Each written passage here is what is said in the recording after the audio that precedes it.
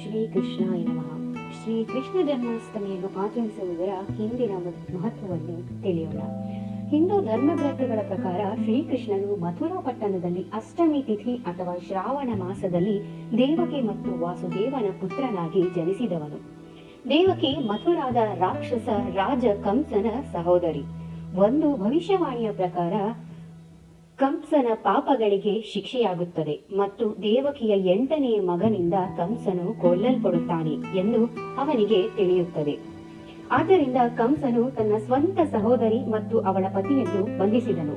ಭವಿಷ್ಯವಾಣಿಯು ನಿಜವಾಗುವ ಸಾಧ್ಯತೆಯನ್ನು ತೊಡೆದುಹಾಕಲು ಅವನು ದೇವಕಿ ವಾಸುದೇವರಿಗೆ ಮಗು ಜನಿಸಿದ ತಕ್ಷಣ ಮಗನನ್ನು ಕೊಲ್ಲಲು ಪ್ರಾರಂಭಿಸುತ್ತಾನೆ.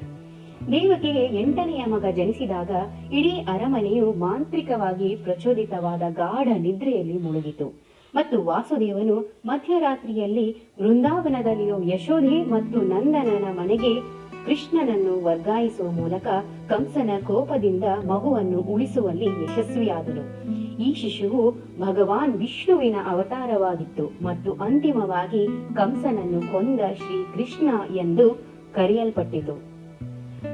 ಹೀಗಾಗಿ ಹಿಂದೂ ಧರ್ಮದಲ್ಲಿ ಶ್ರೀ ಕೃಷ್ಣ ಜನ್ಮಾಷ್ಟಮಿಯನ್ನು ವಿಜೃಂಭಣೆಯಿಂದ ಆಚರಿಸುವುದು ಪದ್ಧತಿಯಲ್ಲಿದೆ.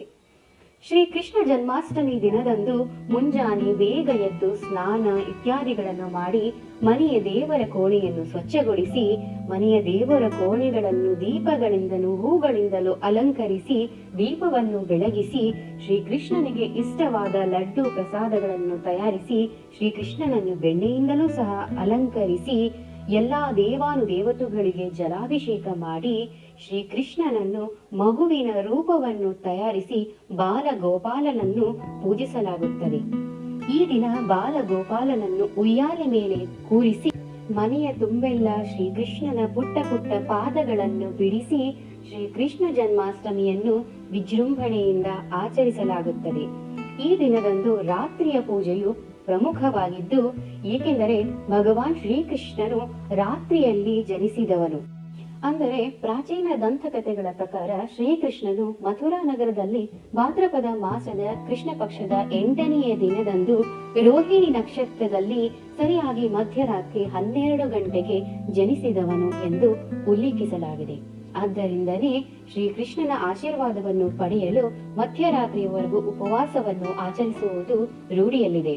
ಶ್ರೀಕೃಷ್ಣ ಜನ್ಮಾಷ್ಟಮಿಯ ದಿನದಂದು ಗೋಪಾಲನಿಗೆ ಬೆಣ್ಣೆ, ಕಲ್ಲು ಸಕ್ಕರೆ, ಹಣ್ಣುಗಳು, ಸಿಹಿ ತಿಂಡಿಗಳು, ಬೆಣ್ಣೆ, ಭಕ್ಷ್ಯ ಭೋಜನಗಳನ್ನು ನೈವೇದ್ಯವನ್ನಾಗಿ ಅರ್ಪಿಸಿ ಶ್ರೀಕೃಷ್ಣನ ಪೂಜೆಯನ್ನು ಮಾಡುವುದರ ಮೂಲಕ ಶ್ರೀಕೃಷ್ಣನು ನಮಗೆ ಸಕಲ ಸಂಪತ್ತನ್ನು, ಆರೋಗ್ಯವನ್ನು, ಆಯುಷ್ ಅಭಿವೃದ್ಧಿಯನ್ನು ನೀಡುತ್ತಾನೆ ಎಂಬುದು ನಂಬಿಕೆ. ಧನ್ಯವಾದಗಳು.